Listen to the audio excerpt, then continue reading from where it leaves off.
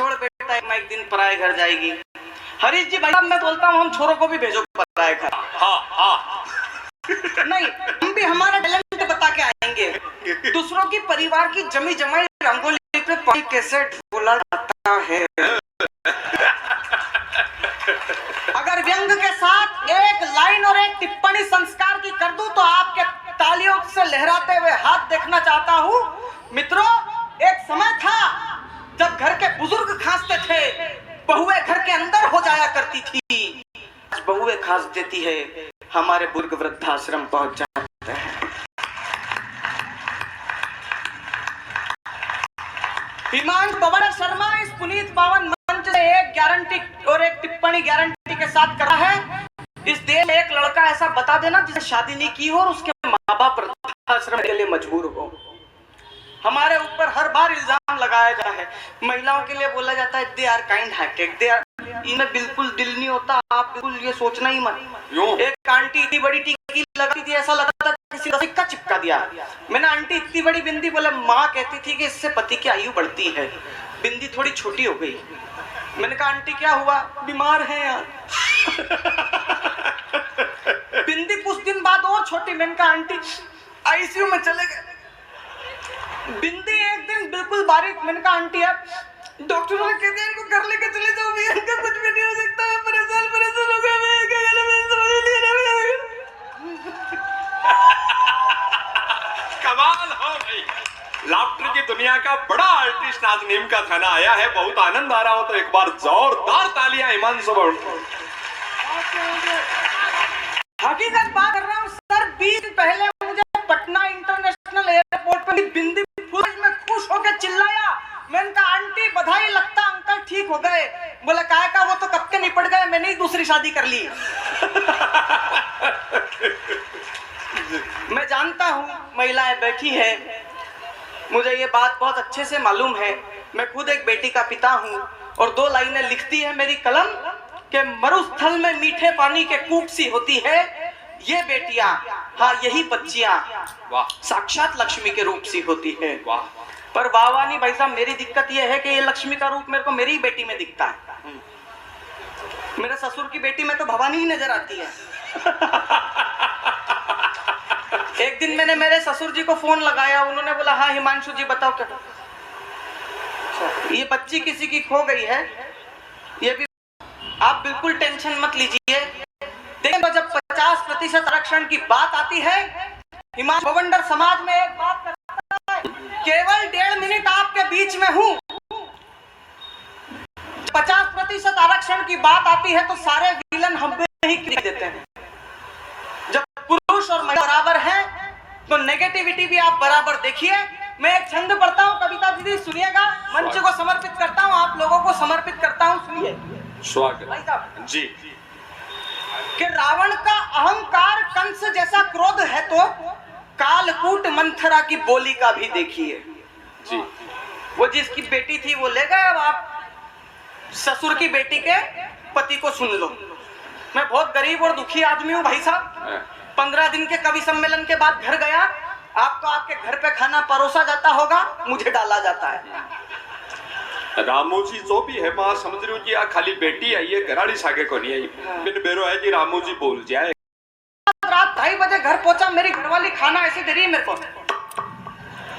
मैंने कहा कैसी सूखी सूखी रोटी है, इस पे घी लगा दे। बोले जैसी दिए वैसी खा लो। मैंने कहा घी भी है नहीं, खा लो। मेरे को बहुत गुस्सा है, मेरे हाथ में मोबाइल था, मैंने मोबाइल फेंक के मारा। उसके हाथ में बेलन था साहब, उसने बेलन फेंक के मारा, सिर पे लगी, मेरे को सिर सूज गया मेरा। फिर वही कवि सम्मेलन की यात्रा। दूसरे दिन मेरे को और दीपा जी को जाना था। दीपा जी देखते ही बोले हिमांशु ये क्या हुआ? मैंने कहा आपकी लाड़ी ने मारा है मेरे को बेलन फेंक के, मेरा सिर सूज गया है। दीपा जी तुरंत बोली, बोले इस पे घी लगा। कमाल कमाल। मैंने कहा दीपा जी अगर घी होता यार। हमने कहां से चालू करी थी 1.5 मिनट की काव्य यात्रा, नीम का थाना। बता देना हिमांशु भवंडर पहली बार आया है जी। स्वागत।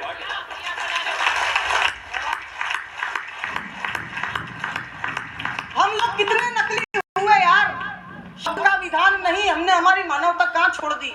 शब्द का विधान नहीं, भाषा का भी ज्ञान नहीं, अनुप्रास कहीं पे यमक लगवाते हैं और सिद्ध दृष्टि आजकल गिद्ध दृष्टि हो गई है।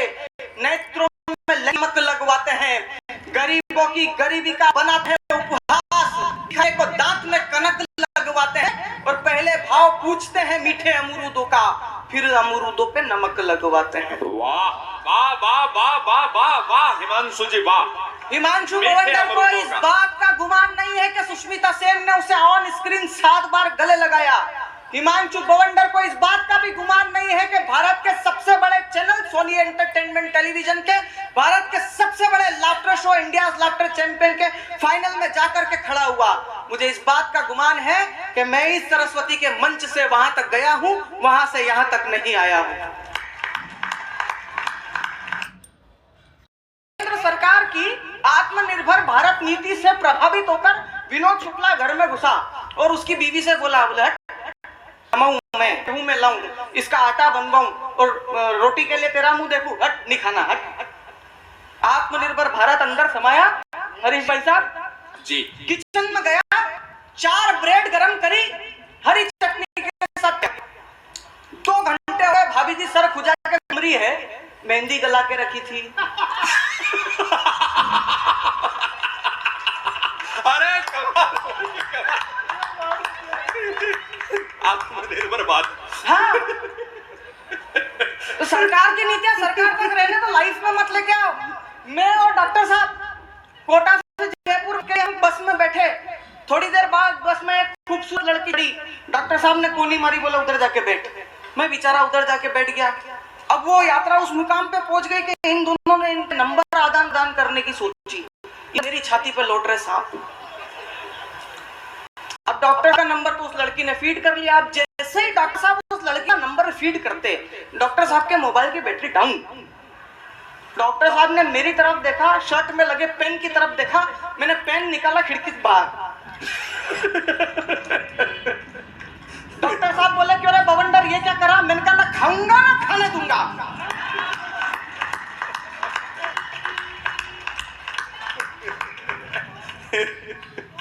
एडवर्टीजमेंट इंडस्ट्री वाले हम पुरुषों के साथ कितना अन्याय और अत्याचार करते हैं आप देखिए। एक लड़की को झरने के नीचे नहलाएंगे, बैकग्राउंड में गाना बजेगा, सुनहरा बदन हल्दी चंदन। क्यों, हम लड़कों को साबुन की जरूरत नहीं पड़ती नहाने के लिए? हम मिट्टी लगाते हैं, क्या करते क्या है? मैं बताऊं आपको, जितने विज्ञापन आप देखो, परफ्यूम का विज्ञापन महिला, टल्कम पाउडर विज्ञापन महिला, क्रीम का विज्ञापन महिला, साबुन का विज्ञापन, लड़कों के बच्चों के डायपर बेच रहे हैं महिला। पुरुषों के लिए कौन सा विज्ञापन है यार? एक इतनी तोंद लेके काले अंकल आजे गंदे टीवी स्क्रीन पे आते हैं, कम शुरू सिर्फ 6 सेकंड में। महिलाएं भी तालियां बजा सकती है। आप लोग बहुत महान होते हो, लेकिन हम पुरुषों के साथ द्वयम दर्जे का व्यवहार मत किया करो, क्योंकि कितने ही आप जाकर कटरा वैष्णो देवी के दर्शन कर जाओ, जब तक बेरू महाराज के दर्शन नहीं होते, दर्शन पूरे नहीं माने जाते।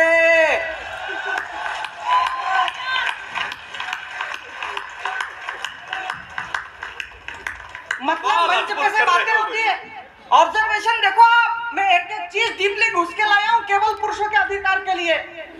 मेरे को लोग बात ताना देते हैं, बोले क्या तुम लड़का लड़का करते हो हिमांशु? जब ओलंपिक में तुम नालायक लड़कों ने घुटने टेक दिए तो यही साक्षी थी, यही सिंधु थी जो इस देश के लिए मेडल लेकर आई और इस देश की शान रखी। नासा और इसरो से अंतरिक्ष में जब भारत का प्रतिनिधित्व करने के लिए कौन जाएगा ये प्रश्न खड़ा हुआ, तो यही कल्पना चावला थी, यही सुनीता विलियम्स थी जो वहां तक गई और भारत का नाम रोशन करा। देखो ये तो सिक्के का एक पहलू है। दूसरा अगर मैं दिखा दूं तो इन तालियों को 2 गुना कर देना, मैं आपका मनोरंजन 100 गुना कर दूंगा। अद्भुत हो गए। देखो क्या है, साक्षी और सिंधु के जितने कोच थे ना,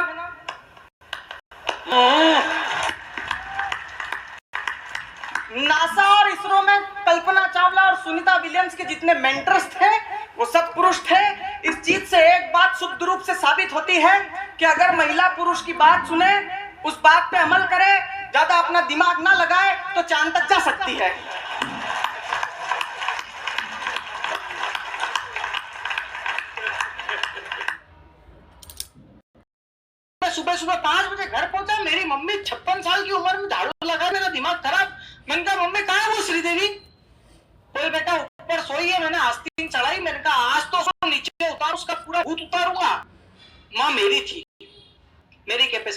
रहती थी। तो तुरंत बोले बेटा तेरे से कुछ भी नहीं होएगा। मैंने कहा मम्मी साइकोलॉजी ट्रीटमेंट देते हैं, झाड़ू का एक छोर आप खींचो, बोलना मैं लगाऊं, दूसरा मैं खींचूंगा, मैं बोलूंगा मैं लगाऊं। हो सकता है उसको गिल्ट फील है, वो खुद लगाने लगे। हम दोनों माँ बेटे लगने लगे। वो आई, क्यों लट हो रहे? मैंने कहा मेरे को पसंद, सुबह सुबह 56 साल की उम्र मेरी माँ झाड़ू लगाए। माँ बोली बोले मेरे पसंद नहीं है, रात भर थका लड़का मेरा सुबह 5 बजे आए और झाड़ू लगाए, क्यों लड़ रहे हो? आधे घर का तुम निकाल लो, आधे घर पे है। और पिछले साल कोरोना में मेरे दोस्त के मम्मी पापा और उसकी बीवी तीनों मर गए। पर उसके पिताजी मरे तो 10 दिन रोया, माताजी गई 15 दिन, बीवी गई 1.5 महीने से चुप ही नहीं हुआ। मैंने जाके बोला मेरे साले जोरू बुला, पापा मम्मी के जाने पे 10-15 दिन, बीवी के जाने 1.5 महीना। बोले भैया ये गांव वालों की वजह से रो रहा हूं। मैंने गांव वालों ने क्या करा? बोल भैया जब मम्मी गई तो गांव की 15-20 महिलाएं आई, बोली बेटा तू धीरज रख, हिम्मत रख, हम तेरी माँ जैसी ही है। बहुत अच्छे। भाई साहब पिताजी गए तो 15-20 बुजुर्ग आ गए, बोले बेटा तू धीरज रख, हिम्मत रख, हम तेरी माँ जैसे बाप जैसे ही है। भाई साहब 1.5 महीना हो गया, बीवी गई है। कमाल है यार। पुरुष, एक लड़के को आदत थी, फिल्मी डायलॉग बोलता था, फिल्मी डायलॉग बोलता था। अपनी बीवी से ही पूछ लिया कितने आदमी थे। अच्छा है। वो बीवी शरीफ थी, वो तुरंत बोली 3 थे। दूसरे दिन तलाक। दूसरा लड़के को आदत थी, वो हर बात में डायलॉग मारता था, तो तेरे को मालूम मेरा बाप कौन है? एक दिन नशे पत्ते में इसकी माँ से ही बोल दिया, बोले माँ आप जानते हो मेरा बाप कौन है? इसकी माँ बोली बोले बेटा केवल मैं ही जानती हूँ तेरा बाप कौन है। अच्छा है। अभी तक तो तेरा बाप भी ढंग से नहीं जानता कि तेरा बाप कौन है। कमाल है। ये बोलते हैं ना महिलाएं भोली होती है, बिल्कुल नहीं होती। मेरे यहाँ तो एक आंटी रहती थी, उन्होंने एक लंबा टीकी लगाती थी, ऐसा लगता था किसी ने 10 का कलदारी चिपकाया है माथे पे। मैंने आंटी इतनी लंबी बिंदी, बोले बेटा वो पत्ती की आयु बढ़ती है, ऐसा माँ कह के गई है। थोड़े दिन बाद बिंदी छोटी हो गई। मैंने कहा आंटी क्या हो गया? बोले बीमार हो गए। अच्छा है। चाचा जान थोड़ी देर बाद बिंदी और छोटी हो गई। मैंने कहा आप आईसीयू में चले गए। थोड़े दिन बाद बिंदी बिल्कुल बारीक। मैंने कहा वो डॉक्टरों ने कह दिया इनको घर लेके चले जाओ, इनका कुछ नहीं हो सकता। भैया मैं परेशान हो गया, भैया मैं क्या करूं, मेरे समझ नहीं दे रहे भैया, मेरे दर्द। नारियों में ताकत नहीं है, आज के पुरुष शक्तिशाली हैं। मैं इसका सबसे बड़ा प्रमाण देता हूं गंगापुर वालों। और बात अच्छी लगे और सच्ची लगे तो अपने शौर्य के सम्मान में, पुरुषों के शौर्य के सम्मान में आपके हाथ उठे, और अगर आपके हाथ नहीं उठेंगे तो मैं समझ जाऊंगा कि आप लोग पुरुष नहीं हैं। बहुत अच्छे।